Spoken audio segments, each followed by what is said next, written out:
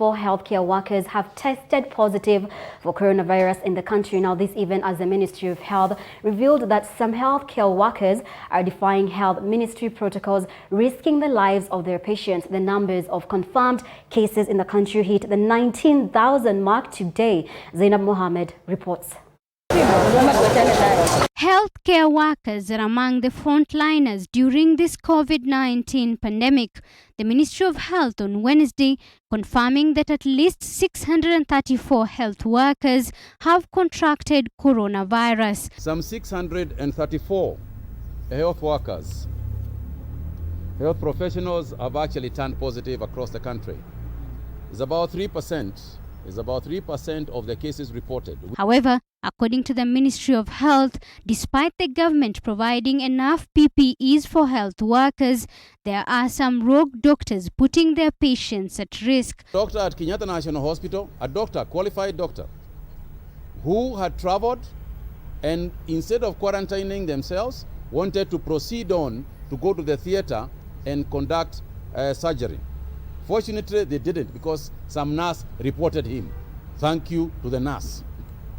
We also had a case just this week of another doctor who has actually turned positive and wanted to continue behaving normally.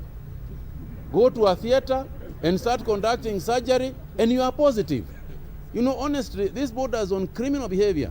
So we want also to tell the healthcare workers, tafadhalini, whether you are doctors or dentists or pharmacists or whatever, please, tafadhalini, you must follow. The ministry has further disapproved the rumors that men who contract COVID-19 turn impotent, as the health CS Mutahi Kagwe urged Kenyans to keep safe during this cold weather, as it has been proved to be a contributing factor to the rising COVID-19 infections. China, about the effects of becoming positive.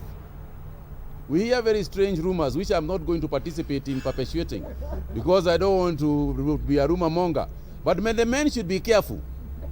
Men should be careful with this positivity that we are continuing to get, particularly young men. You should be very, very careful with the infections and possible side effects that in future, we don't know, but in future, we don't know what side effects some of these diseases will have. Let's be careful. Kagwe further urged the communities practicing circumcision ceremonies to cease from performing the ceremonies until the COVID-19 infections can be managed in the country. Is it better to have a postponed initiation ceremony and have somebody to initiate or carry out an initiation ceremony and kill our young men? So there's a debate that is going on, but I can tell you that there is nobody at the moment, and it is actually prohibited, you know, to think of such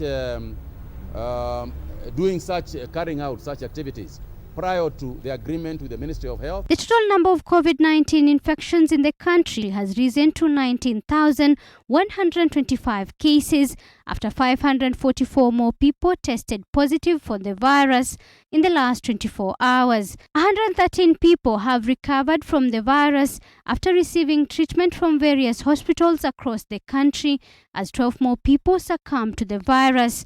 For TV 47, I'm Zainab Mohammed.